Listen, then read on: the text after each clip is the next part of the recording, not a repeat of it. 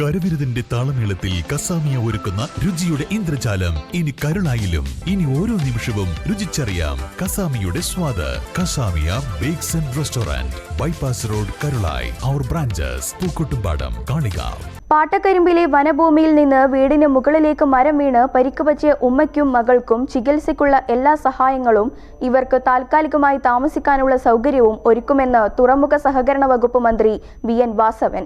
വീടിന് മുകളിൽ മരം വീണ് കേടുപാട് സംഭവിച്ച് കുന്നുമ്മൽ സലാമിന്റെ വീട് സന്ദർശിച്ച് സംസാരിക്കുകയായിരുന്നു മന്ത്രി.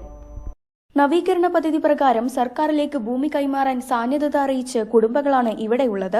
നടപടിക്രമങ്ങൾ പൂർത്തീകരിച്ച് നഷ്ടപരിഹാരം നൽകി അടിയന്തരമായി ഭൂമി ഏറ്റെടുക്കൽ നടപടികൾ പൂർത്തീകരിക്കുമെന്നും വീടുകൾക്ക് ഭീഷണിയായി നിൽക്കുന്ന ബാക്കിയുള്ള മരങ്ങൾ വേഗത്തിൽ മുറിച്ചു മാറ്റാനുള്ള നടപടികൾ അടിയന്തരമായി കൈക്കൊള്ളുമെന്നും വനമന്ത്രി അറിയിച്ചതായി VN വാസവൻ പറഞ്ഞു.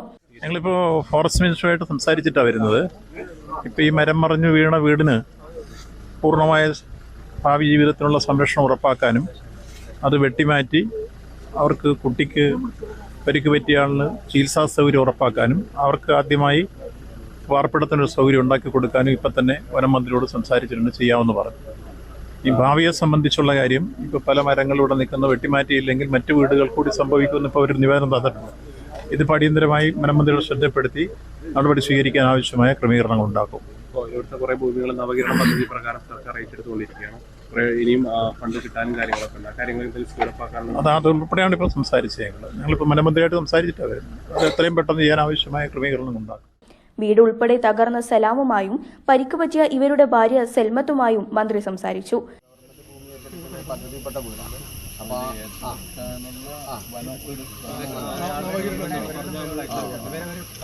അപ്പോൾ ഫസ്റ്റ് പേര് പറഞ്ഞ പട്ടയം വേണ്ട, പിന്നെ പട്ടയം വേണമെന്നാണ് ഇപ്പോൾ അപേക്ഷ കൊടുത്ത് അതിൻ്റെ വിധിപ്പകർപ്പ് കിട്ടി. അത് വെച്ചിട്ട് അപേക്ഷ കൊടുക്കാൻ. അപ്പോൾ അതിന് ഒരു മാസം കഴിഞ്ഞാണ് പട്ടയത്തിൻ്റെ ഇത് വരിക. അത് വന്നിട്ട് പിന്നെ അത് എന്തെങ്കിലും കാരണത്താൽ ഞാൻ പുറത്തായി. പ്രദേശവാസികൾ ഭീഷണിയായി നിൽക്കുന്ന മരങ്ങൾ മുറിച്ചു നീക്കണമെന്നാവശ്യപ്പെട്ട് മന്ത്രിക്ക് നിവേദനവും നൽകി. News bureau, Pookkottumpadam. സ്വന്തം ഹൈസ്പീഡ് ഇന്റർനെറ്റ്, നമ്മുടെ സ്വന്തം ഇന്റർനെറ്റ്.